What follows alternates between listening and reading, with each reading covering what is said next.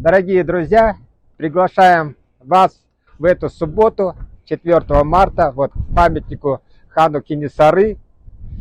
Состоится встреча с кандидатами, депутатами парламента. Я Жаламбаев Марат, я Амангелди Жахин. Ал құрметті қазақ елі, бүгін мынау память Кенесары ханымыздың ескерткішінің жанына келіп отырмыз. Осы жерге сенбі күні сағат 12-де 4 наурыз күні келіңіз, осы жерде көрсейік, танысайық, өзіміздің бағдарламаларымызбен таныстырайық. Әлгі өткен жол айтқандай Тоқаев келсін, Смайылов келсін, күлді депутат, министрлер бәрі келсін енді осы жерге. Сосын сіздерге де, біздерге де көрсетсін, өзінің жаңа Қазақстаны қай жерде екенін, тыңдайтын Қазақстаны қай жерде екенін, осы жерге келсін.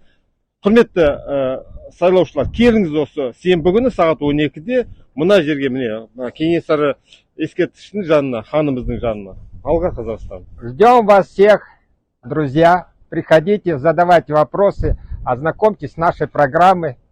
Вот в это место. Вот я поворачиваюсь, видно Кенесары хану.